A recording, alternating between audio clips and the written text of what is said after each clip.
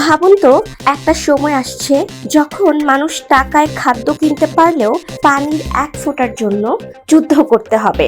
আর এই ভয়ঙ্কর ভবিষ্যৎকে আরো ত্বরান্বিত করছে আর্টিফিশিয়াল ইন্টেলিজেন্স, মানে কৃত্রিম বুদ্ধিমত্তা। কিন্তু কিভাবে? এআই তো প্রযুক্তির আশীর্বাদ, তাহলে এটা অভিশাপ কেন হয়ে উঠছে আমাদের পানির জন্য?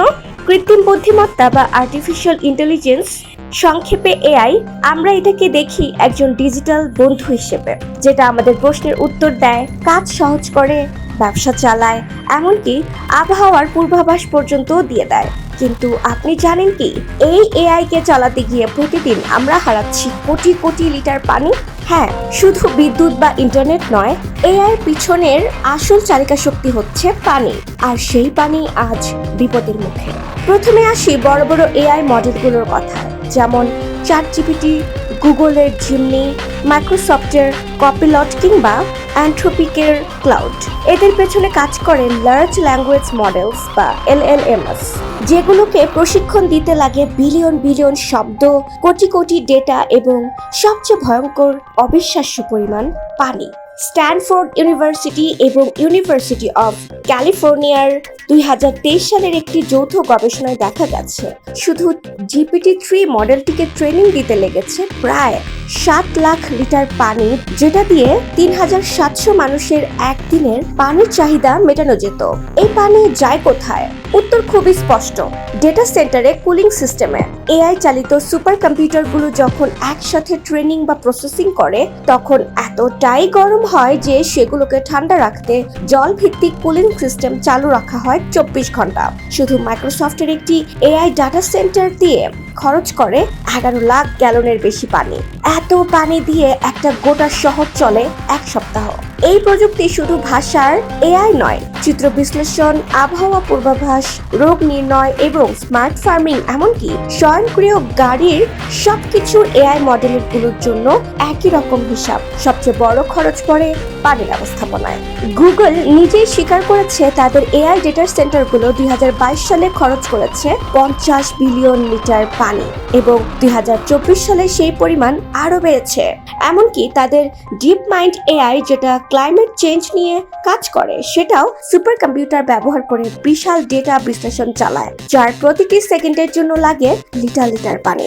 এদিকে ভারতে পাঞ্জাব আর কর্ণাটকে কিছু স্মার্ট ফার্মিং প্রকল্পে এআই ব্যবহার করে অত্যাধুনিক ইরিগেশন চালু করা হয়। শুনতে ভালো লাগলেও বাস্তবতা ভয়ঙ্কর। এই প্রযুক্তিগুলো এমন ভাবে ভূগর্ভস্থ পানি তুলে নেয় যে আশেপাশের কৃষকরা 2 কিলোমিটার টিউবওয়েল ঘুরেও পানি পায় না। এটা শুধু প্রযুক্তিগত বৈষম্য নয়, এটি একটি পরিবেশগত অপরাধ। বাংলাদেশও পিছিয়ে নেই। ঢাকার বাইরে কিছু স্মার্ট কৃষি ও হাইটেক ডেভেলপমেন্ট জোনে এআই চালিত প্রজেক্ট বসানো হয়েছে, যেগুলো গভীর নলকূপের মাধ্যমে পানি তোলে প্রায় 24 ঘন্টায়, কিন্তু সেই পানি আসে স্থানীয় কৃষকের জন্য নির্ধারিত উৎস থেকে। গ্রামের মানুষ তখন বলে, আমরা টিউবওয়েল ঘুরাই, পানি পাই না, কিন্তু পাশের জমিতে এআই সেচ চলছে সারা রাত। এআই এর আরেকটি বিশাল পানি খেকো রূপ দেখা যায় জেনারেটিভ এআই মডেলগুলোর মধ্যে, যেমন ডাল-ই, মিডজার্নি বা রানওয়ে এআই, যেগুলো ছবি, ভিডিও, সঙ্গীত তৈরি করে। আপনি যখন একটা এআই দিয়ে সূর্যাস্তের ছবি বানান, তখন আপনি হয়তো এক ক্লিক করছেন, কিন্তু সেই ক্লিকের পেছনে জিপিইউ প্রসেসিং এর এমন তাপ তৈরি হয় যা ঠান্ডা করতে লাগে 3 লিটার পানি। 3 লিটার শুধু একটা ছবি বানাতে। এখন প্রশ্ন উঠতেই পারে, এই পানি কোথা থেকে আসে? উত্তর, নদী, হ্রদ এবং আমাদের ভূগর্ভস্থ স্তর থেকে। উন্নত দেশগুলোতে এটার জন্য বিশেষ জলাধার তৈরি হলেও উন্নয়নশীল দেশগুলোতে কর্পোরেটরা খোলা চুক্তিতে পানি তুলে নিচ্ছে চুপচাপ। আর সরকার বলছে এ তো উন্নয়ন। এআই আসলে প্রযুক্তির বিপ্লব, কিন্তু এই বিপ্লব যদি প্রকৃতির ঘাড়ে চড়ে হয়, তাহলে সেই প্রযুক্তি অগ্রগতি নয়, বরং ধ্বংসের অগ্রগামী সৈনিক। চাইলেই আমরা এআই কে করতে পারি পানি রক্ষার সহকারী, যেমন smart water sensor, AI driven rain harvesting design, খরার পূর্বাভাস দিয়ে ফসল বাঁচানো কিংবা অপচয় রোধ করে পানি সঞ্চয়। কিন্তু প্রশ্ন একটাই, কে সেই কাজগুলোতে বিনিয়োগ করছে? দুঃখজনকভাবে কর্পোরেট বিশ্ব এআই কে ব্যবহার করছে শুধু মুনাফার জন্য, মানুষের জন্য নয়। ভবিষ্যৎ যুদ্ধ হবে শুধু তেল বা সোনা নিয়ে নয়, পানির প্রতিটি ফোঁটার জন্য। এবং সেই যুদ্ধে এআই আমাদের বন্ধু হবে না শত্রু, তা আজ আমাদের সিদ্ধান্ত নিতে হবে। এই ভিডিওটি শেয়ার করুন যেন সবাই জানে প্রযুক্তির এই নীরব চুরির কথা। কমেন্ট কমেন্টে জানান আপনি কি ভাবছেন এবং অবশ্যই সাবস্ক্রাইব করুন আমাদের এখানে শুধুই প্রযুক্তি নয় প্রকৃতির পক্ষে সত্য বলার জন্য।